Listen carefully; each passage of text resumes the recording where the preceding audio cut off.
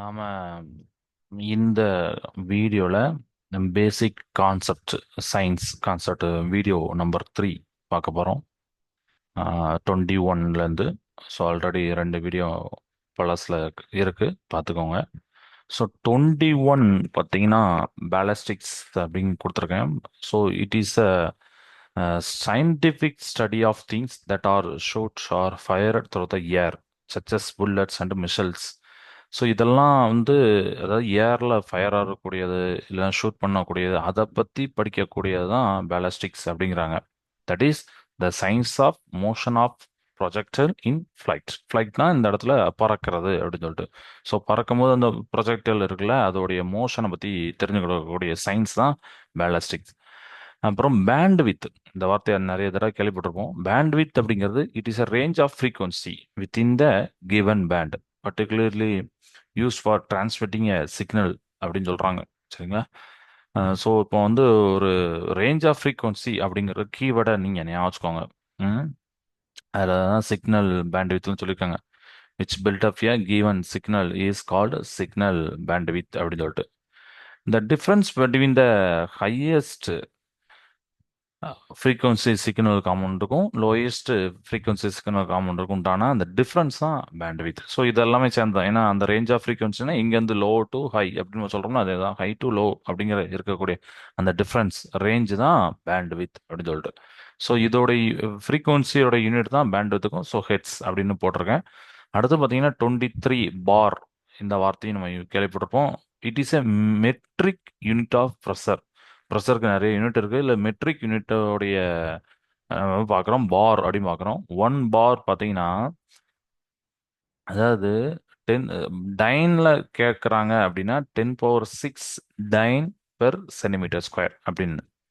But பாஸ்கல்ல கேட்குறாங்கன்னா நீங்கள் என்ன பண்ணிக்கோங்க, அந்த 5 0 போட்டுருக்கோங்க. 10⁵ அப்படின்னு வரும். நீங்கள் பார்த்தீங்கன்னா தெரியும், 1 2 3 4 5 5 0 போட்டுறணும்.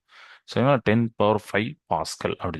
டைனுனா டைன் 10⁶, பாஸ்கல்னா 10⁵ அப்படின்னு சொல்லிட்டு நீங்கள் ஞாபகம் வச்சுக்கோங்க. இதுவே மில்லி பார், 1 மில்லி பார் அப்படின்னா 100 பாஸ்கல். 1 மில்லி பார் = 100 பாஸ்கல் அப்படின்னு ஞாபகம். ஒரு பாருக்கும் ஒரு ஏடிஎம், 1 அட்மாஸ்பியர் ப்ரெஷருக்கும் உண்டான அந்த இது ரிலேஷன் கொடுத்துருக்கேன். 1 பார் ஏடிஎம் பார்த்தீங்கன்னா 0.986923. இதே ஒரு ஏடிஎம் கொடுத்து அது பார் கேட்டாங்கன்னா 1.01325 பார் அப்படின்னு சொல்லிட்டு ஞாபகம் வச்சுக்கோங்க. ஏன்னா இந்த கன்வர்ஷன் யூனிட் கேட்பாங்க. இப்போ ஏதாவது சம்மு கேட்டால் பார் கொடுக்குறாங்க, ஏடிஎம் தேவைன்னா என்ன, ஏடிஎம் கொடுக்குறாங்க பார் கேட்டால் எப்படி அப்படிங்கிறத பார்த்துக்கோங்க. சரிங்களா? ஸோ அதை ஞாபகம் வச்சுக்கோங்க. அடுத்து 24 பார்த்தீங்கன்னா பர்கௌசன் எஃபெக்ட். இது என்ன எஃபெக்ட் அப்படின்னா, இப்போ ஃபெரோ மேக்னட்டிக் மெட்டீரியல் காந்த மயமாக்குறோம், அதாவது மேக்னடைசேஷன் பண்ணுறோம். அப்போ அப்படி மேக்னடைசேஷன் பண்ணும்போது அதோடைய அந்த சேஞ்சஸ் பார்த்தீங்கன்னா கண்டினியூஸாக இல்லாமல் டிஸ்க்ரீட் ஸ்டெப், அதாவது ஸ்டெப் பை ஸ்டெப்பாக இருக்கும் அப்படிங்கிறாங்க. நீங்கள் மேக்னட்டிக் ஃபீல்டை வேரி பண்ணும்போது அதோடைய அந்த மேக்னடைசேஷன் மயமாக்கும் அந்த தன்மை இருக்குல்ல, அதை கிராஃபை பார்க்கும்போது பார்த்தீங்கன்னா கண்டினியூ இல்லாமல் அப்படி ஒவ்வொரு ஸ்டெப்லையும் டிஸ்க்ரீட் ஸ்டெப்பாக இருக்குது. அதை ஈஸியாக அனலைஸ் பண்ணலாம், ரெக்கார்ட் பண்ணலாம் அப்படின்னு சொல்கிறாங்க. இதுதான் பர்கூசன் எஃபெக்ட். அவர் கண்டுபிடிச்சதுனால அந்த எஃபெக்டை சொல்கிறாங்க. அடுத்து 25 பார்த்தீங்கன்னா பார். இது எதுக்கு யூஸ் ஆகுதுன்னா, இது ஆக்சுவலி நிறைய இதில் ரெஃபர் பண்ணி மண்டே குழம்பிட்டு அந்த மாதிரி தான் இருந்துச்சு. ஏன்னா என்ன சொல்ல வராங்கன்னு சொல்லிட்டு ரொம்ப ரெடி பண்ணி தான் எடுத்திருந்தேன். அதாவது யூனிட் ஆஃப் ஏரியா அப்படின்னு சொல்லியிருப்பாங்க. பட் நார்மலான ஃபிசிக்கல் ஏரியா கிடையாது. சரிங்களா? ஸ்கொயர் மீட்டர் அப்படிலாம் சொல்லணும்ல, அதெல்லாம் கிடையாது. இது ரியாக்ஷன் ரேட்ல சொல்றாங்க, அட்டாமிக் நியூக்ளியை அதுல. சரிங்களா? So unit of area used to measure the reaction cross section. Generally different geometric cross section. சரிங்களா? சாதாரணமாக யூஸ் பண்ணக்கூடிய இந்த பரப்புங்கிறதுலேருந்து வேற, இது வேற. ஆனால் இதுவும் ஒரு ஒரு பரப்பு தான். ஆனால் இது சாதாரண இந்த வடிவியலான பரப்பு கிடையாது, ஜாமெட்ரிக்கான ஒரு பரப்பு கிடையாது. Of atomic nuclei and sub atomic particle இந்த study of their interaction with other nuclear or particles. அந்த இடத்துல அந்த ரியாக்ஷன் ரேட் இருக்கும்போது அதோடைய ஏரியா பார்க்கறதுக்கு யூஸ் பண்ணக்கூடிய யூனிட் தான் பார்ன் அப்படின்னு சொல்லியிருப்பாங்க. இப்போ கன்வர்ஷன் ஃபேக்டர்ஸில் பார்த்தீங்கன்னா இந்த பார்னுக்கும் அதர் யூனிட்ஸ் ஆஃப் ஏரியாவுக்கும் உண்டான இதை சொல்லியிருப்பேன். அதாவது மீட்டர் ஸ்கொயர் அப்படின்னு தெரியும். ஸோ 1 பார்ன்ஸ் கூட 10⁻⁻28 மீட்டர் ஸ்கொயர். ஃபெம்டோமீட்டர் அப்படின்னா எஃப்எம் ஸ்கொயர் போடணும். So 1 bar equal to barn அப்படின்னு பார்த்தீங்கன்னா 100 femtometre square. 1 bar approximately square சென்டிமீட்டருக்கு பார்த்தீங்கன்னா 10⁻⁻24. மீட்டர் தெரிஞ்சாலே சென்டிமீட்டர் தெரிஞ்சிடும். ஃபெம்டோமீட்டர் மட்டும் பார்த்துக்கோங்க. So unit used in nuclear physics to indicate probability of reaction between nuclear particles and atomic nuclei or even other particles. சரிங்களா? இதையும் ஒரு ஹிண்டாக எடுத்தேன். இன்னொரு இது நல்லா புரிஞ்சுது. அதாவது நியூக்ளியர் ஃபிசிக்ஸில் யூஸ் பண்ணக்கூடிய யூனிட், இந்த யூனிட் பார்னு indicate the probability of reaction. அதாவது நியூக்ளியர் பார்ட்டிகளுக்கு நடக்கக்கூடிய அந்த ப்ராபபிலிட்டி அதை இண்டிகேட் பண்ணுது. Atomic nuclei or even other nuclear particle நடக்கக்கூடிய ரியாக்ஷன் இதோடைய ப்ராபபிலிட்டி அப்படின்னு சொல்கிறாங்க. இப்போ physical cross section of the nucleus of an atom மீஸ் பார்த்தீங்கன்னா அப்ராக்சிமேட்லி என்ன சொல்கிறாங்கன்னா 1 பார்ன் அப்படிங்காங்க. பட் இது வந்து 1 பார்னுங்கிறது சாலிடாக சொல்ல முடியாது. Depending upon the reaction. சரிங்களா? அதனால தான் அது வந்து actual reaction cross section area அப்படின்னு சொல்லியிருப்பாங்க.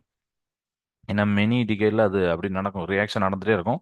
ஸோ அதோடைய ஆக்சுவல் கிராஸ் செக்ஷன் ஏரியா வந்து மாறிக்கிட்டே இருக்கும். பட் அப்ராக்சிமேட்டாக நம்ம என்ன சொல்லலாம்னா 1 பார்ன் அப்படின்னு சொல்லலாம். சரிங்களா? அதனால தான் சொல்லியிருப்பாங்க பார்னோட சைஸு எல்லாம் மாறும் and very depend on particle எனர்ஜியை பொறுத்து இருக்குது அப்படின்னு சொல்லியிருப்பாங்க. ஓகே. பேரி சென்டர் 26. இது ஒரு இன்ட்ரெஸ்டிங்கான ஒரு இது பேரி சென்டர். சென்டர் ஆஃப் மாஸ் நம்ம படிச்சிருப்போம், நிறை மையம் சொல்லிட்டு. நம்மளுக்கெல்லாம் தெரியும் பிளானட்ஸும் சரி மற்ற இதெல்லாம் பார்த்தீங்கன்னா ஒரு இப்போ சூரியனை சுற்றி வருது நம்ம சொல்லுவோம். அடுத்தன பிளானட்ஸ் ஆர்பிட் ஸ்டார்ஸ். அடுத்தன இப்போ நம்ம வந்து சன்னுங்கிறது ஒரு பிளானட்டே கிடையாது, ஸ்டார்ஸ். ஒரு ஸ்டார் அதை சுற்றி வர்றது, பூமியெல்லாம் சுற்றி வருது. But that is not the whole truth. அது வந்து உண்மையாக அந்த அளவுக்கு உண்மை கிடையாது. ஆக்சுவலி பார்த்தீங்கன்னா பிளானட்ஸும் சரி ஸ்டார்ஸும் சரி அவங்களுக்கு உண்டான ஒரு காமனான சென்டர் ஆஃப் மாஸை தான் சுற்றி வராங்க. இதை சுற்றி வராங்க அப்படின்னு சொல்ல கிடையாது. அதாவது சூரியனை சுற்றி வராரு அப்படிங்கிறத சொல்லக்கூடாது. காமனான சென்டர் ஆஃப் மாஸை சுற்றி வராங்க அப்படிங்கிறத சொல்லணும் அப்படிங்கிறாங்க. This common centre of mass is call barycentre. Centre of mass பார்த்தீங்கன்னா பொதுவாக பார்த்தீங்கன்னா நம்ம ஒரு ரெகுலரான சேஃபுக்கு பார்த்தீங்கன்னா அதோடைய வடிவியல் மையம் ஜாமெட்ரிக் சென்டர் எங்கே இருக்கும், கரெக்டாக சென்டர்னு சொல்லுவோம்ல. இப்போ ஒரு 30 அடி ஸ்கேலு அப்படின்னு இருக்குன்னா ஒரு 15ல் அதுதான் சென்டராக இருக்க போகுது. அப்போ இந்த 15 தான் அதோடைய சென்டர் ஆஃப் மாஸ். எல்லா மையம் அதில் இருக்கிற மாதிரி. ஏன்னா அதில் நீங்கள் ஏதாவது ஒரு வச்சு பேலன்ஸ் பண்ணிக்கலாம். அடுத்தனா பேலன்ஸ் பண்ணுவோம், அதை நம்ம பார்த்துருப்போம். இதுதான் சென்டர் ஆஃப் மாஸ். பட் அதே தான் இங்கே நம்ம சொல்ல போகிறோம். பேரி சென்டருங்கிறது அஸ்ட்ரானமி இந்த இதில் நம்ம சொல்லும் போது அந்த பிளானட்ஸோடைய சென்டர் ஆஃப் மாஸை சுற்றி தான் அது சுற்றி வருது. இப்போ எர்த்து சன் ரெண்டு பேர் எடுக்கிறோம். பேரி சென்டர் பார்த்தீங்கன்னா இந்த இடத்துல சன்னுக்கு வந்து ரொம்ப ரொம்ப ரொம்ப மாஸ் அதிகம். அதனால இந்த பேரி சென்டர் வந்து which is very close to centre of the sun அப்படிங்காங்க. சன்னுடைய சென்டர் பக்கத்தில் பேரி சென்டரே இருக்கும் அப்படிங்கிறாங்க. பட் ஜூபிட்டருக்கும் சன்னுக்கும் பார்க்கும்போது ஆக்சுவலி பார்த்தீங்கன்னா எர்த்தை விட ரொம்ப ரொம்ப பெருசு தான் ஜூபிட்டர். அதனால வந்து இதில் பேரி சென்டர் பார்த்தீங்கன்னா சென்டர் ஆஃப் சன்னில் இல்லை. It is actually just outside the sun's சர்ஃபேஸ்னு சொல்லிப்பாங்க. சன்னோட சர்ஃபேஸ் வந்து கொஞ்சம் வெளியில் தள்ளி இருக்கும். அந்த பிக்சரை பார்த்தீங்கன்னா தெரியும், நெட்டில் பார்த்தீங்கன்னா தெரியும், கொஞ்சம் தள்ளி இருக்கும். ஸோ நம்ம பார்க்கணும். ஏன்னா வெயிட் தான் ரொம்ப முக்கியம். பேலன்ஸ் பண்ணும்போது ஒரு சைடு என்ன வெயிட், ஒரு சைடு என்ன வெயிட், ஈக்குவலான வெயிட்னா ஓகே.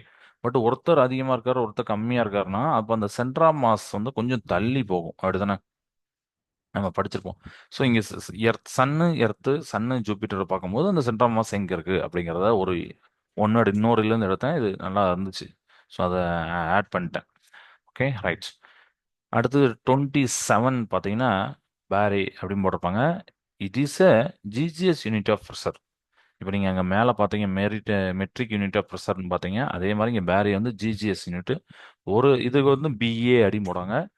1 டைன் சென்டிமீட்டர்-2 அல்லது 1 டைன்/சென்டிமீட்டர் ஸ்கொயர் அப்படின்னு போடலாம். 1 பேரே பார்த்தீங்கன்னா 0.1 பாஸ்கல் அப்படி நிறைய யூனிட்ஸ் வருது. ஆக்சுவலி எனக்கே எல்லாமே மறந்து போச்சு. எல்லாத்தையும் நம்ம ஆட் பண்ணுறோம், நம்ம இது பண்ணுறோம், அதுக்கப்புறம் பார்த்தீங்கன்னா மறந்து போயிடுது. திருப்பி திருப்பி ரீகால் பண்ண வேண்டியிருக்கு. பட் பார்த்து வச்சுக்கோங்க. அடுத்து பார்த்தீங்கன்னா 28 போகலாம். 28 பார்த்தீங்கன்னா பேரியான். இது ஈஸி தான். It is a composite subatomic particle அப்படின்னு சொல்லுவாங்க. ஏன்னா ஆட்டத்துக்குள்ள இந்த சப்பாட்டமிக் பார்ட்டிகிள்லாம் இருக்கு. இதெல்லாம் சேர்ந்த ஒரு கலவை தான். அடுத்தானே இப்போ பேரியான்ங்கிறது அதை தான் சொல்றாங்க. It is made up of 3 quarks. Most stable baryons பார்த்தீங்கன்னா ஒன்றும் இல்லை, மேபி கேட்கலாம். எனக்கு தோணுச்சு புரோட்டானும் நியூட்ரான் தான். சரிங்களா, புரோட்டான் நியூட்ரான் சேர்ந்தது தான் அது வந்து பேரியான்னு சொல்கிறாங்க. அதுதான் மோஸ்ட் ஸ்டேபிள் பேரியான்னு சொல்கிறாங்க. So most building blocks of matter are baryons. So எல்லா இடத்துலையும் புரோட்டான் நியூட்ரான் இருக்கும். அதனால most building blocks of matter வந்து என்னன்னு கேட்டால் பேரியான் அப்படின்னு சொல்லலாம். ஸோ பேரியான் கம்ஸ் வந்து கிரீக் வேர்ட் அப்படின்னு போட்டு ஒன்று போட்டிருப்பாங்க, பீட்டா ஆல்ஃபா மாதிரிலாம் போட்டிருப்பாங்க. ஸோ பேரிஸ் ஹெவின்னு அர்த்தம். ஏன்னா இது இந்த பேரியனை கண்டுபிடிக்கும் போது அந்த டைம்ல பார்த்தீங்கன்னா இதுதான் கொஞ்சம் அதிகமான வெயிட் இருந்துச்சு. ஸோ அதனால தான் சொல்றாங்க at the time of their naming most known elementary particles had lower masses than the baryons. அதனால இது ஹெவினால அந்த நேம் வச்சுக்கிட்டாங்க, கிரீக் வேர்ட்ல இருந்து வச்சுக்கிட்டாங்க. மற்ற எலிமெண்டரி பார்ட்டிகல் அந்த டைம்ல இதை விட பேரியனோட ரொம்ப கம்மியான மாசா தான் இருந்துச்சு அப்படிங்கிறாங்க. ஓகே. அண்ட் 29 பார்த்தீங்கன்னா பீட்ஸ். இந்த வார்த்தை கேள்விப்பட்டிருப்போம், பட் அது தெளிவாக எப்படி சொல்லலாம் அப்படிங்கிறதுனால தான் இதை எடுத்தேன். அதாவது நம்மளுக்கு வந்து ஒரு ரெண்டு சவுண்டு சோர்ஸ்லேருந்து சவுண்டு வருது அப்படின்னா அதுக்கு நியர்லி கொஞ்சம் டிஃப்ரெண்ட்டாக சேமாக இருக்காது, நியர்லி டிஃப்ரெண்ட்டாக இருக்கும். சரி, வெரி மச் டிஃப்ரெண்ட் இல்லாமல் நியர்லி டிஃப்ரெண்ட்டாக இருக்கக்கூடிய அந்த ஃப்ரீக்குவன்சி இன்டர்ஃபியர் ஆகும்போது நம்மளுக்கு வந்து ஒரு புது சவுண்டாக கூட கேட்கலாம். இல்லைன்னா அந்த சவுண்டை கொஞ்சம் லவுடாக கேட்கலாம், இல்லை சாஃப்டாக கேட்கலாம். அந்த மாதிரி ஒரு ஒரு எஃபெக்ட் நடக்கும். அதான் regularly alternating soft and allowed sound அப்படின்னு போட்டிருக்கேன். டிஃப்ரெண்ட் ஃப்ரீக்வன்சி அப்படி இன்டர்ஃபியர் ஆகும்போது, இணையும் போது, குறுக்கீட்டு விளைவும் படிச்சிருப்போம்ல, அப்படி சவுண்ட் வேவ்ஸ் அப்புறம் லைட் வேவ்ஸ்லாம் இன்டர்ஃபியர் ஆகும். ஸோ அது அப்படி இருக்கும்போது ரெண்டு எஃபெக்ட் பாருங்க, வேக்சிங் வேனிங். வேக்சிங் அப்படின்னா maximum value of the amplitude of the beat. Beat அப்படி பீட்னா நம்ம பார்த்துருக்கோம், அதில் ஆம்பிளிட்யூட்னா மேக்ஸிமம் டிஸ்பிளேஸ்மெண்ட். அந்த maximum value of the amplitude தான் வேக்சிங் அப்படிங்கிறாங்க. மினிமம் வேல்யூ ஆஃப் த ஆம்பிளிட்யூட தான் என்ன சொல்கிறாங்க பார்த்தீங்கன்னா வேனிங் அப்படின்னு சொல்கிறாங்க. சரியா, இது வந்து 29 பீட்ஸில் பார்த்து வச்சுக்கோங்க. அடுத்து டெசிபிள். ஆக்சுவலி இதுக்கு தான் ரொம்ப நான் ரெஃபர் பண்ணேன், எனக்கு கடைசி வரைக்கும் ஆன்சரே வரல. ஃபைனலாக புரிஞ்சுக்கிட்டது நிறைய விஷயங்கள் இருக்குது. அதில் என்ன அப்படின்னா முக்கியமாக இந்த பெல் அப்படிங்கிறது ஒரு யூனிட் கிடையாதுப்பா. பெல்லுங்கிறது என்னன்னா இட் இஸ் ஏ ஒரு கம்பேரிசன் குவான்டிட்டி தான். சரிங்களா, இது இஸ் நாட் ஏ ஒரு ஹோல் யூனிட் கிடையாது. இப்போ எப்படின்னா நம்ம மீட்டர் செகண்ட் யூஸ் பண்ணுற மாதிரி இது ஒரு யூனிட்டே கிடையாது.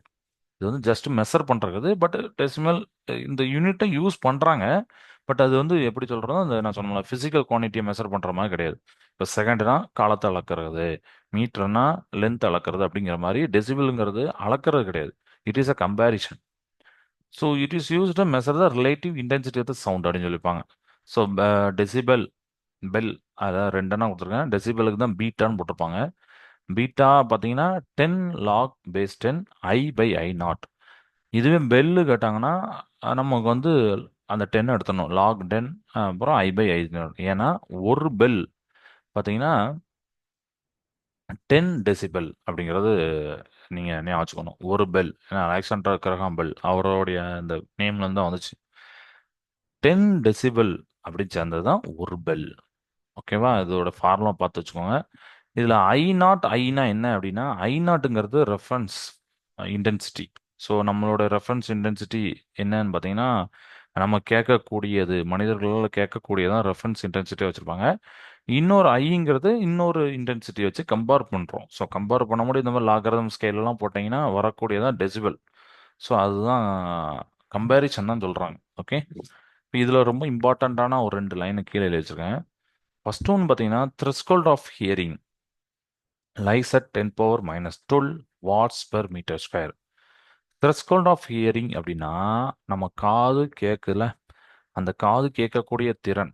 இதுக்கு கீழே த்ரெஸ்கோல்டுக்கு கீழே போனால் நம்மளுக்கு கேட்காது, அனேபிள் டு டிடெக்ட். சரிங்களா, சவுண்டு வேவ். ஸோ அந்த மினிமம் வேல்யூ இது வரைக்கும் எனக்கு கேட்கும்பா அப்படின்னு சொல்கிறது பார்த்தீங்கன்னா 10⁻12 வாட்ஸ் பெர் மீட்டர் ஸ்கொயர். ஏன் வாட்ஸ் பெர் மீட்டர் ஸ்கொயர் போட்டிருந்தாங்கன்னா actually watts per metre square அப்படிங்கிறது இன்டென்சிட்டி யூனிட். இன்டென்சிட்டி அப்படின்னா power by area, P/A.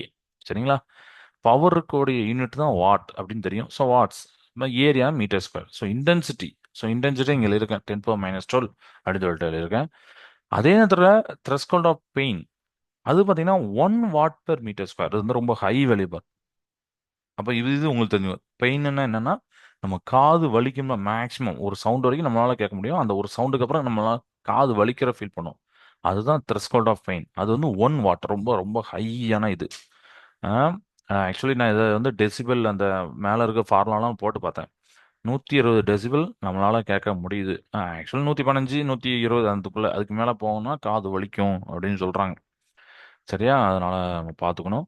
So 1 வாட்/மீட்டர் square, அதான் கீழே இருக்கு பாருங்க. இப்போ இது வந்து வாட்ஸ்/மீட்டர் ஸ்கொயர் அப்படிங்கிறதெல்லாம் நம்மளுடைய யூனிட்டு. பட் இன்டென்சிட்டியில் நம்ம நம்ம சொல்லும் போது ஹியூமன் ஏர் எவ்வளோ மேக்ஸிமம் இன்டென்சிட்டி இன்டென்சிட்டி கேட்குறாங்க. எவ்வளோ கேட்க முடியும் மேக்ஸிமம் இன்டென்சிட்டி அப்படின்னு கேட்டால் 1 வாட்/மீட்டர் ஸ்கொயர் அப்படின்னு சொல்லிட்டு நீங்கள் எழுதலாம். அதாவது த்ரெஸ்கோல்டுனா கீழே, மேலே எவ்வளோ மேக்ஸிமம் இன்டென்சிட்டினா இப்போ நம்ம பார்த்தோம் 1 வாட்/மீட்டர் ஸ்கொயர் த்ரெஸ்கோல்ட் ஆஃப் பெயின் அப்படின்னு கேட்பாங்க. இல்லைனா மேக்ஸிமம் இன்டென்சிட்டி ஒரு மனிதனாலும் கேட்க முடியாதுன்னா அதுவும் 1 வாட்/மீட்டர் ஸ்கொயர் தான். ஏன்னா எப்படினாலும் வார்த்தையை கேட்கலாம், அதுக்காண்டி சொல்லியிருக்கேன். அண்ட் இம்பார்ட்டன்ட்லாம் இப்போ இது வந்து நான் வந்து ஜிஜிஎஸ் யூனிட்ல கன்வெர்ட் பண்ணியிருந்தேன். கன்வெர்ட் பண்ணும்போது வாட் அப்படின்னா பவர் அப்படின்னு நான் சொன்னேன். பவரோடைய ஜிஜிஎஸ் யூனிட் பார்த்தீங்கன்னா எர்க் பெர் செகண்ட். சரிங்களா? அண்டு ஏரியா, ஏன்னா இன்டென்சிட்டிக்கு ஏரியாவும் நீங்கள் சேர்க்கணும். பவர் பை ஏரியா, ஏரியா வந்து centimetre square. So erg per second per centimetre square which is a unit of sound intensity. சரிங்களா? ஸோ பவருக்கு தனியாக பார்த்துக்கோங்க, ஏரியாவுக்கு பார்த்துக்கோங்க. ஸோ ரெண்டுத்தையும் கனெக்ட் பண்ணுறது தான் இன்டென்சிட்டியோட ஜிஜிஎஸ் யூனிட். ஸோ அதையும் நான் இங்கே எழுதியிருக்கேன். ஸோ இந்த நோட்ஸ் எல்லாம் பார்த்துக்கோங்க. மீதி உள்ளதை அடுத்த கிளாஸில் பார்க்கலாம். தேங்க்ஸ்.